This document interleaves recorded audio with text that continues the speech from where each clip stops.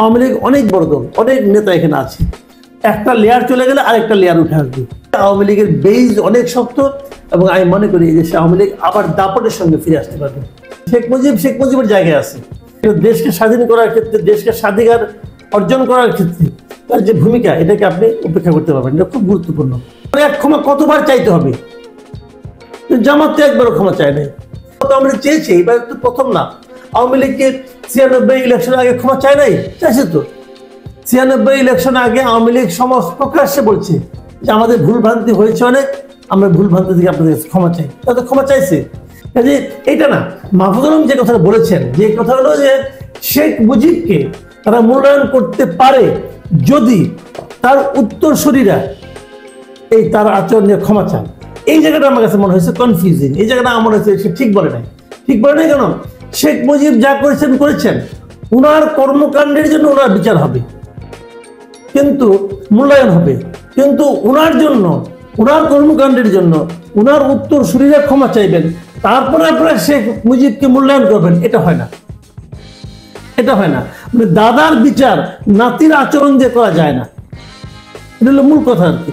কাজে ওখানে বলতে বলতে অনেক সময় মানুষ বাড়িয়া বলে ফেলায়, এটা হয়, হতে পারে এরকম, কিন্তু আমি এটাকে লজিক্যাল মনে করি না।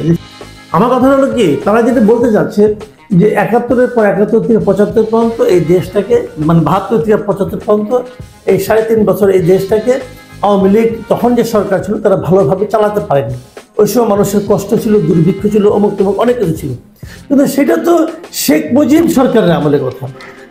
তার জন্য আজকের আওয়ামী লীগ ক্ষমা চাইতেও পারে, কোনো সমস্যা নেই। এটার সঙ্গে আমার কোনো সমস্যা, আওয়ামী লীগ বলে আমরা পারি না। এবং বিএনপি এবং সরকার এদের অবস্থান মাঝে মাঝে সমঝোতামূলক, মাঝে মাঝে দ্বন্দ্বী, এটাই হওয়া উচিত আমি মনে করি। কিন্তু হয়তো পারে না কিছু করতে, অনেকগুলি ক্ষেত্রে অযোগ্যতা আছে। যেমন অনেকগুলি সংস্কার, তাদের তো মূল লক্ষ্য সংস্কার করা, ইলেকশন কমিশন করা, অনেকগুলি সংস্কার কমিটি করছে, যেগুলো আমার পছন্দ হয় না। আমার কাছে মনে হয়েছে অযোগ্য লোককে দায়িত্ব দেওয়া হয়েছে। এই লোকগুলি একদম আপনাকে মার্ক না, এবং এই লোকগুলি এই কাজে যোগ্য না, এরকম মনে হয়েছে কয়েকটা জায়গায়। কিন্তু আমার মনে যেটা হয় সেটাই যে চূড়ান্ত তাও তো না, এর বাইরেও কিছু থাকতে পারে। কাজে আমি যেটা মনে হচ্ছে সেটা আমি বলেছি, কিন্তু তারা যে নিয়তটাই খারাপ, মনে করেন সরকার ইচ্ছা করে এইগুলি করতেছে, খারাপ খারাপ কমিশন করতেছে যাতে নাকি কোনো সংস্কার মানে রিপোর্ট ভালো না আসে, এরকম বোধ হয় না। আমার ওরকম মনে হয় না। সরকার হয়তো মানে বুঝতে পারছে না যে কোন লোকটাকে নিতে হবে, সেটা একটা বিষয় হতে পারে, কিন্তু নিয়ত ঠিক আছে। এবং এই জন্য হয়তো অযোগ্য হলে পরে কমিটি হয়তো সেটা ভালো, আমরা এই প্রস্তাব পাবো না, আবার যোগ্য হলে ভালো প্রস্তাব পাবো। দুই একটা কমিটি তো খুবই ভালো হয়েছে, সেগুলো থেকে আমরা ভালো প্রস্তাব আশা করতেছি আমি মনে করি। এবং সেগুলো আসলে পরে তারপরে দেখা যাবে কি এই প্রস্তাবগুলো তো আলটিমেটলি যাবে আমার একটা পলিটিক্যাল পার্টির কাছে। তারা এটাকে কিভাবে বাস্তবায়ন করবে, কি করবে না করবে, সেগুলো কিন্তু দেখার ব্যাপার আছে। কাজে আমি জানি সংস্কার কমিটিগুলোতে একটা কথা ভাবি, একটা কথা বলি, সেটা হলো এই কমিটিগুলোতে রাজনৈতিক দলের প্রতিনিধি নেওয়া উচিত ছিল, রাখা উচিত ছিল একজন দুজন করে, তাতে খুব একটা ঝামেলা হতো না। সেটা তারা কেন রাখে নাই আমি জানি না। পলিটিক্যাল পার্টি, এনজিওদের অথবা সুশীলদের দেওয়া সাজেশন অনুযায়ী দেশ চালাবে, এটা আলটিমেটলি শেষ পর্যন্ত হবে বলে আমি মনে করি না। বাংলাদেশের সবচেয়ে পুরনো এবং অন্যতম বৃহত্তম দল হলো আওয়ামী লীগ। এই আওয়ামী লীগকে বাদ দিয়ে বাংলাদেশকে কল্পনা করাটা অনেকটাই কঠিন। অভ্যুত্থান পরবর্তী সময়ে আমরা দেখলাম যে আওয়ামী লীগ কোণঠাসা এবং মাঠেও নেই। গত 15 বছরে ফ্যাসিবাদী শাসনের দায়ে তাদের বিচারের দাবি রয়েছে জনগণের মধ্যে। কিন্তু আওয়ামী লীগ রাজনীতিতে যদি পুনর্বাসিত হতে চায় তা কিভাবে সম্ভব হতে পারে এবং কোন প্রক্রিয়ার মধ্যে দিয়ে গেলে আওয়ামী লীগ শুধরাতে পারে, এক্ষেত্রে রাষ্ট্রের ভূমিকাটাও যদি একটু। এই লেয়ারটাকে বাদ দিয়ে তারপরে কিন্তু আওয়ামী লীগের নেতৃত্বের অভাব হবে না। আওয়ামী লীগ অনেক বড় দল, অনেক নেতা এখানে আছে। একটা লেয়ার চলে গেলে আরেকটা লেয়ার উঠে আসবে, এতে কোনো সমস্যা আমি দেখি না। এবং সেই আওয়ামী লীগ এদেশে রাজনীতি করবে এবং রাজনীতি করতে দেওয়ার অধিকার তার আছে আমি মনে করি, সেটাকে করতে দিতে হবে। আওয়ামী লীগ ওইভাবে এর মূল নেতৃত্বকে যদি আপনি এখন যারা নেতৃত্ব দিচ্ছেন এদেরকে বাদ দিতে হবে। এদেরকে এই দেশের মানুষ কখনোই গ্রহণ করবে না, এটা মাথায় রেখে নেবেন। এই শেখ হাসিনা, শেখ পরিবারের লোকজন, আওয়ামী লীগের মন্ত্রী ওবায়দুল কাদের সহ অন্যান্য মন্ত্রী, এদেরকে এই দেশের মানুষ কোনো অবস্থাতে আর গ্রহণ করবে না। এরা বাদ, নতুন নেতৃত্ব আসতে হবে। নতুন নেতৃত্ব আসলে কিন্তু এদেরকে নিয়ে না, এদেরকে যতদিন আওয়ামী লীগ ধরে রাখবে আওয়ামী লীগ ততদিনই পিছিয়ে যাবে। নতুন নেতৃত্ব আসলে কি প্রতিহত করবে কিনা সরকার? আমার মনে হয় না। নতুন নেতৃত্ব আসতে গেলে আওয়ামী লীগের মাঝখান থেকে একটা ইন্টারনাল একটা প্রবলেম থাকবে, কারণ পুরাতন নেতৃত্ব যারা আছে তারা দেশে আসবে না, কিন্তু আমার নেতৃত্ব ছাড়তে চাইবে না। কাজে নতুন নেতৃত্ব থেকে উঠে আসতেও সময় লাগবে। সেই যতদিন সময় লাগবে ততদিন আমার মনে হয় না যে তাদের প্রতিহত করার মতো কেউ থাকবে। আপনি দেখলেন যে হচ্ছে 21শে আগস্ট যে গ্রেনেড হামলা মামলা, সেখানে হচ্ছে সব আসামিকে খালাস দিয়ে দেওয়া হয়েছে। একই সঙ্গে আদালত বলল যে আগের যে রায়টি সেটি হচ্ছে অবৈধ। এর মধ্য দিয়ে আওয়ামী লীগের যে 24 নেতাকর্মী নিহত হলেন 2004 সালের 21শে আগস্ট এবং বহু জন আহত হলেন, এই নারকীয় ঘটনার ন্যায় বিচার পাওয়ার পথ কি রুদ্ধ হয়ে গেল? এবং এবারও কি বিচার বিভাগ এবং আইনকে আওয়ামী লীগের আমলের মতো করে বিরোধীদের দমনের জন্য অন্তর্বর্তীকালীন রাজনৈতিক হাতিয়ার হিসেবে ব্যবহার করছে? এখানে আপনি দুটো প্রশ্ন করছেন। একটা প্রশ্ন হলো যে এই সুবিচার পাওয়ার সম্ভাবনাটাকে রুদ্ধ হয়ে গেল কিনা, আর একটা প্রশ্ন হলো আপনার যে বিরোধী দলকে দমন করার জন্য এই আইনগুলো আদালতকে বিচার বিভাগকে ব্যবহার করা হচ্ছে কিনা।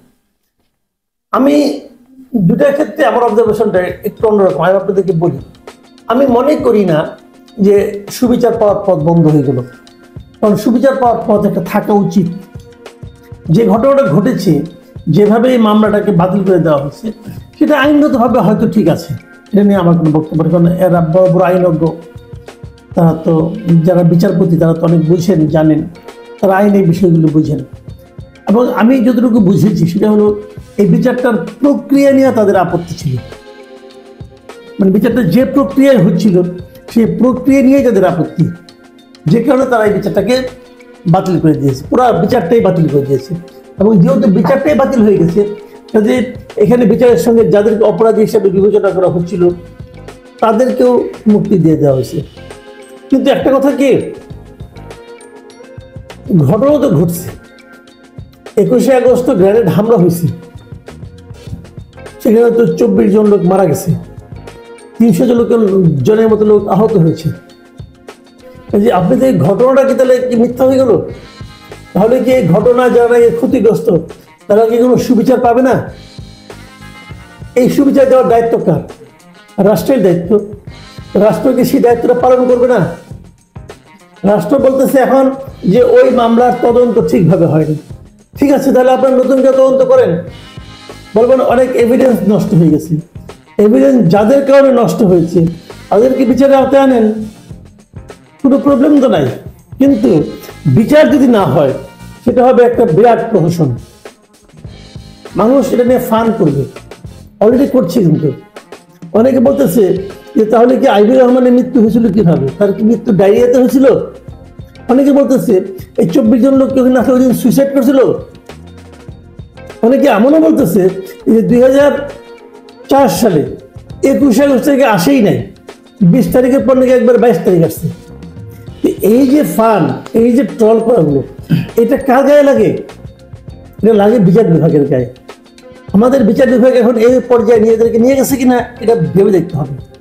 এবং পাশাপাশি যে জিনিসটা ভাবতে হবে যে আমাদের বিচার বিভাগ সংস্কারের জন্য কমিশন করা হয়েছে, কমিশনের এটা চিন্তা করা উচিত যে এই ধরনের যে বিচারহীনতা অথবা বিচার নামে প্রহসন যেগুলি, সেগুলো আসলে কতটুকু ঠিক। দেখুন, হাইকোর্ট বলতেছে এটা বিচারই ঠিক হয় না। তাহলে যারা নিম্ন আদালত ছিলেন তারা কি বিচারক নন? তারা কেন বুঝতে পারলেন না যে এই বিচারটা এখানে হওয়া উচিত না? যে কোর্টে বিচার হয়েছে ওই কোর্টটাকে বিচারে করার জন্য এখতিয়ার থাকতে তারা কিন্তু বুঝতেন না? এত এত বড় বড় আইনজীবী তারা কি কেউ বুঝতেন না?